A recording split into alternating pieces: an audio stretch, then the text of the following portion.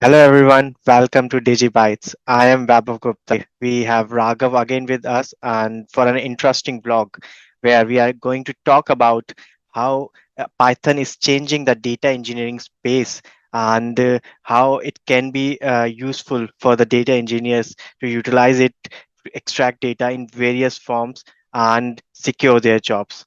So without talking much, let's hand over to Raghav. Raghav, please tell us about that how Python is affecting today's IT scenarios where all the data engineers are eager to learn this technology, or I would say programming language, which is helping them out in various ways. No, thank you, Weber, first of all, again for doing this on a Sunday.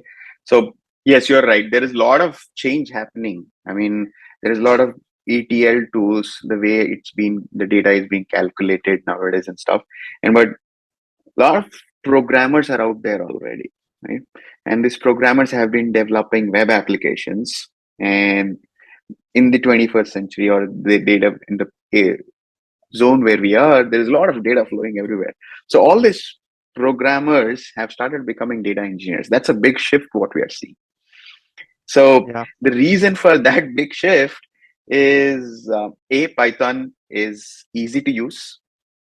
Um, the learning curve is very fast, right? So, and I can share a couple of articles. I mean, probably while we are talking, we should probably share one amazing article what I was just looking today. So I was just looking at this article. If you see, there is Python is easy to use, right?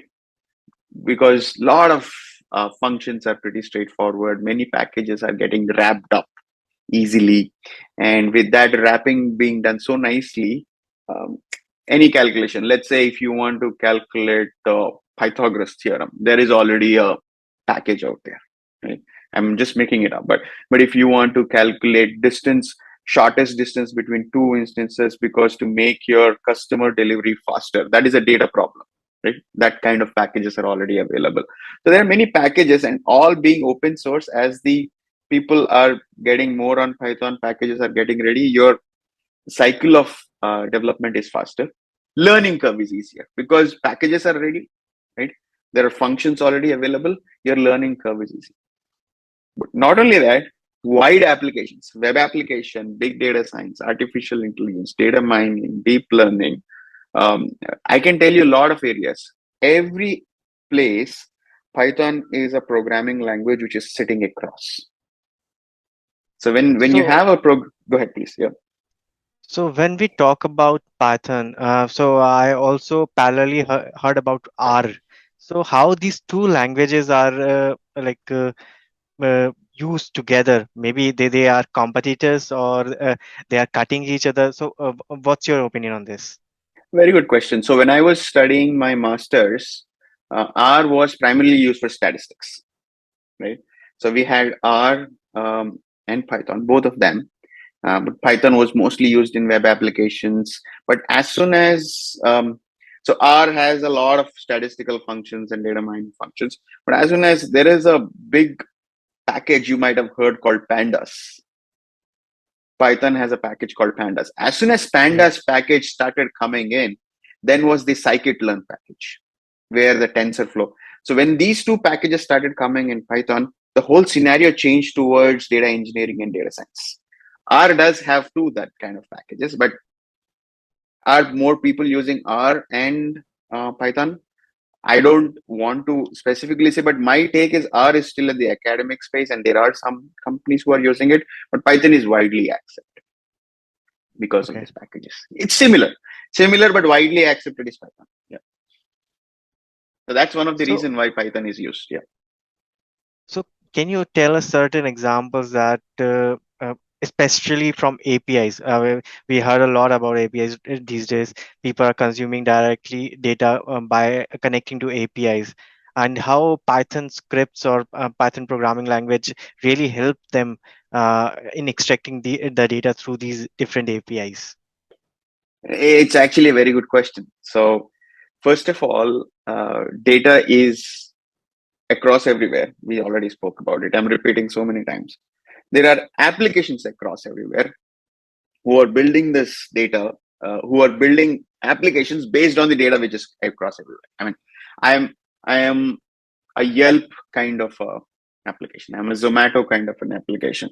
But using Zomato's API, and I am a small shop somewhere, let's say, I want to know all the restaurants for some kind of data need. Let's say based on the restaurants, I am a printing company. I'm a printing press. Right?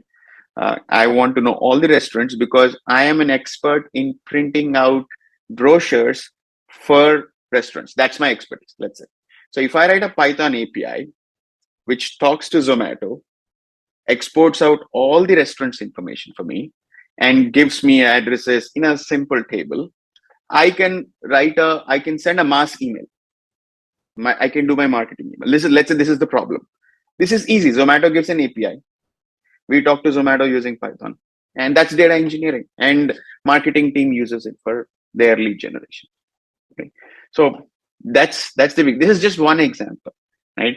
I want to talk to, let's say, UN wants to know how many people are studying in Byju's. Example, I'm just making it. Byju's versus government schools, and let's say government schools has an API because there are 5 million government schools globally. If all these schools had APIs, okay?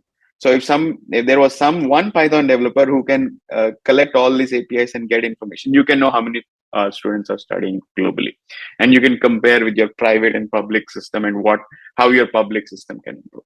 I mean, so many ideas. But because while you are there, I can show you one example, and I'll put the link for the previous one in the description for you, and I'll show you one more screen. So I have one more thing to share here, right? So if this is an article where you can see how data engineering is used using APIs. So this is a very good article. I will share this article if you see where they are hitting the World Bank server and trying to find a different kind of problem, like what is the World Bank indicator, what are the different projects what World Bank is conducting, right? So this, how many projects World Bank is conducting might be useful for somebody, right? Let's say if I am the prime minister of some country in Africa, I want to know what are the different World Bank projects, what World Bank is conducting, and if there is a similar problem what is happening in my country, example, I would like to go to funding request for World Bank. But if I had a single Python developer, probably they would be able to do this. So they're different. But I think the reason I want to share this particular use cases, it tells you what kind of uh, packages to use. Pandas is one of the most famous packages, and it is how easy to use. If you see here, we went to a URL, we hit the URL, and we got the reply. And this is how the reply comes in. So we have world development indicators, what is the population, and all that stuff. It's pretty straightforward, and you can convert that data into a proper frame. It's called data frame.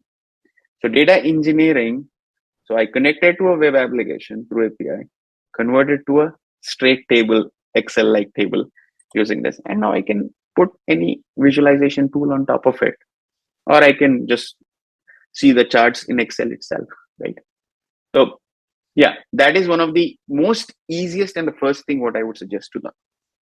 So if I understand that, Python gives us an advantage over the normal tools where we try to extract data is by having these packages, which we can utilize in different forms for maybe calculating statistical values or different statistical figures for our data, or maybe fetching data from different sources. It may be APIs or any sets of data warehouse or databases. So it gives us complete advantage that we do not need to pay any cost for the different tools. Instead, we can directly write scripts and utilize it to formalize our data in a right shape and from the right sources. That's it. That's it. And sometimes the biggest problem is getting the data is the biggest problem in data engineering. So let's say there is something called ingestion, transformation, and then utilization. Utilization can be usable format, right? It can be your data science, artificial intelligence data. So where do we get data? API, right? How do we transform it? Calculations, what you just said, and statistics and artificial intelligence. So all three can be done if through a Python. Why not is the only thing. So whom do we need to hire? Do we need to hire somebody here, somebody here? No, same person can actually do it because it's just three different packages handling the same thing. But sometimes analytical information is also important. But if you can find the right person who can do all these three things, I think it's a good place to start with. So as you said that we or you talk about hiring. So can Mm-hmm. you give us a few suggestions or maybe a kind of overview that how an individual can prepare themselves for this job of a Python developer, or how they can progress their careers towards data engineering? It's a very good question again. So one thing is when I started with learning Python, I am a book person, so I got a Python handbook. And I can share that link again in the description. It's from O'Reilly Python handbook. There is one more thing called Learn Python in 24 hours. It's a very good thing. So 24 chapters it gives you, and there are few very good YouTube channels. We'll put the link to that also where I learned Python because like a very standard structured thing. But let's say these are all things, right? Let me open that link in a second and then probably jump here. The way I learned it is I first went to the interview questions, right? But that's my mindset, right? So what are people asking, right? And then I reverse engineered learning Python because it was a big subject, right? And how do I concise where to start with? Because I'm a data engineer and a data analyst by mindset, I said, okay, let me open up what are the standard data engineering questions. So that's what I opened up here. Let me show you again. I'm just sharing one particular thing. I'll share this in the link again. So these are some data engineering questions, what we have let me go on, sorry. So these are some standard questions, right? How do you use SQL? SQL is a standard thing. But can we use SQL in Python? Yes. For that, which package we need? I learned from this particular thing. And as I started learning, you learn more. Okay, because I'm an SQL person, how is group by working here? So that is aggregate functions, right? How is aggregation working? What is sum, count, average, min, max? So those kind of functions, how I can explain here. And what are the standard ETL challenges? Because ETL is like, I know I'm getting data, but I have to transform it. Right? I have to insert the data, upload the data, upsert the data. There are different kinds of questions. So I started learning based on the questions. This is a very good article what I found. I'm going to share this. But if you see here, what is relational? You can see there is a package called SQLite. So SQLite tree helps you to get SQL based queries. And now once you have it, you can execute it, any particular SQL query. So it's similar to a tool, right? So you Right. have Alteryx, you have the input data coming in where you can go source the data. Similar to that, yeah. And the code is available. One suggestion what I'll definitely give is while learning Python, try to learn GitHub. That is very important because GitHub will train you to know how to put this code on the cloud, because that's very important. Because um, it's good to write code, but let's say you're in a company, your code is on the cloud, you're writing to APIs on the cloud, so everything is on the cloud based structure, so that will help you. So that's one thing. Second thing is there are databases or companies like Snowflake right now who have Python based worksheets within them. I don't know if I can open my Snowflake instance right now. I can show you. So there,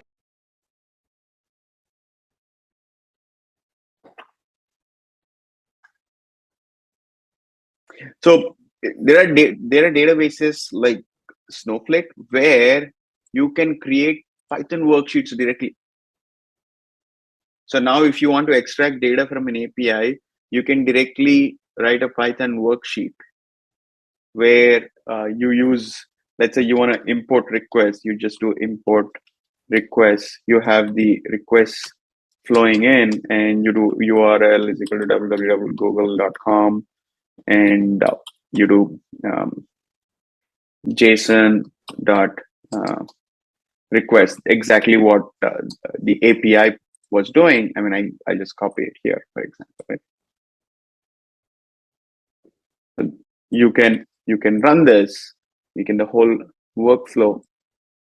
So that is the kind of power. I mean, I didn't intend to prepare and show this, but you get the point what I'm trying to say. There are different Yeah. aspects of different databases which is possible nowadays. Yeah. So in short, So, if we say Python is quite powerful in leveraging all the things together. So connecting to source, transforming the data, and also writing it back. So it's an overall packages that make it more powerful, and also various sets of applications that it has in terms of data science, in terms of exploring the data, and also how much systems it connects to. So it gives an overall advantage to this programming language. That's why it's kind of a market ruler right now. yep, yep, that's it. So I would suggest start learning based on interview questions. Otherwise, I'll share you some links and we can put it in the description.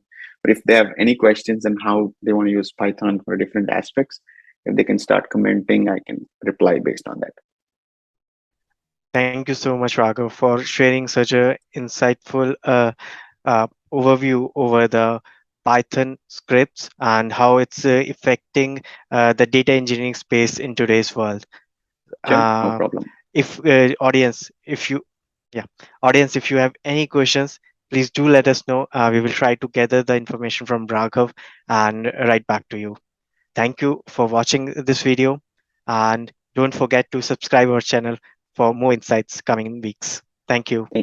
Thank you. Take care.